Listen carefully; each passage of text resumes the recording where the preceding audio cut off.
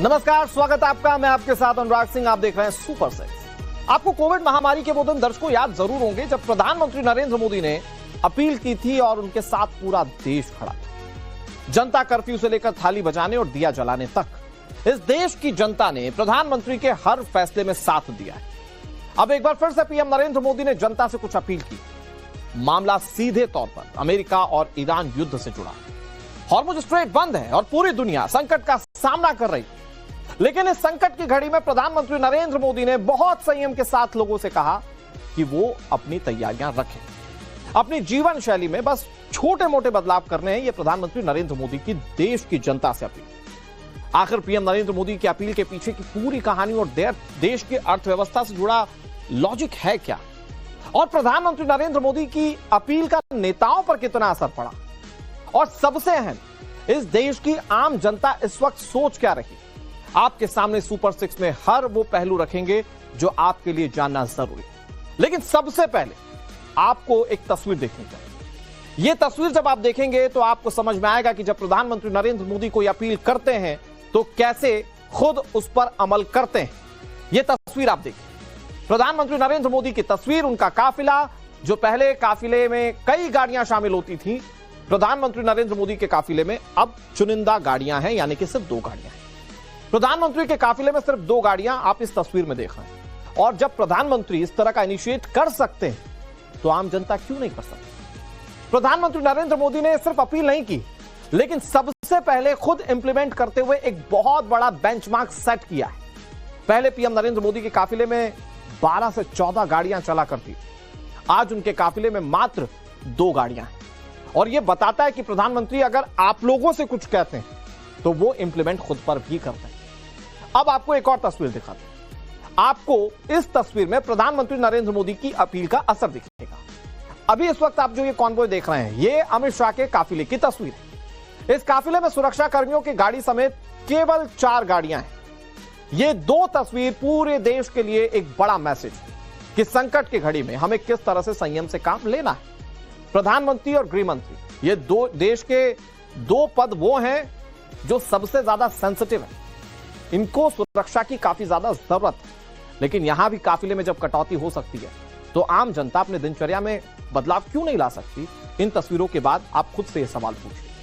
प्रधानमंत्री नरेंद्र मोदी ने पहले आम जनता से अपील की, फिर अपने खुद के काफिले में कुछ बहुत बड़े बदलाव किए। सूत्र बता रहे कि पीएम नरेंद्र मोदी ने अपने काफिले को आधा कर दिया। इसे लेकर उन्होंने अपनी सुरक्षा में लगे स्पेशल प्रोटेक्शन ग्रुप यानी कि एसपीजी को आदेश दिए। एसपीजी को निर्देश दिए गए कि प्रधानमंत्री के काफिले में वाहनों की संख्या पूरी आधी कर दी जाए।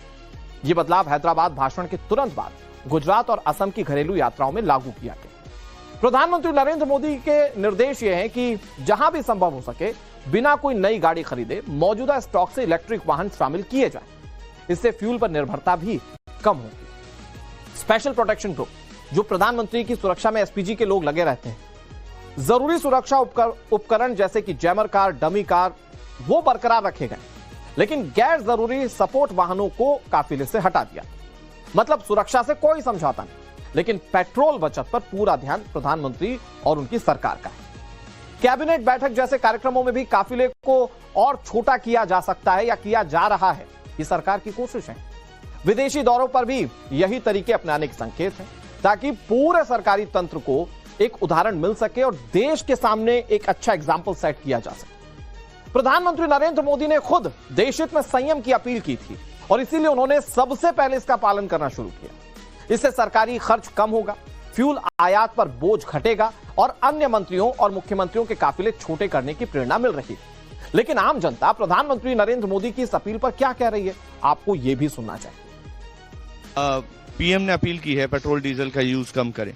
कितना फिजिबल है और क्या आप इस अपील को लेकर के गंभीर हैं? वैसे तो काफी हद तक सही डिसीजन है उनका कि पेट्रोल डीजल थोड़ा कम होगा तो हमारे देश में भी जो भी समस्याएं चल रही हैं वो भी कम होगी। तो मैं भी गुजारिश करूंगी कि हाँ, थोड़ा कम करें यूज तो ज्यादा अच्छा है। स्थिति अभी गंभीर है। गोल्ड लेना, बाहर की यात्राएं करना, पैसा खर्च करना बचाना चाहिए। हाँ, बिल्कुल पैसा बचाना चाहिए, क्योंकि गोल्ड भी इतना जरूरी हो तो खरीदे, कोई जरूरत नहीं है इतना गोल्ड पहनने की। हाँ, ठीक है। और लोगों से बात करते हैं। भैया क्या करते हैं आप? सर मैं जॉब करता हूँ। कितना जरूरी है, कितना पेट्रोल डेली लगता है आपको? Sir 1 litre per day.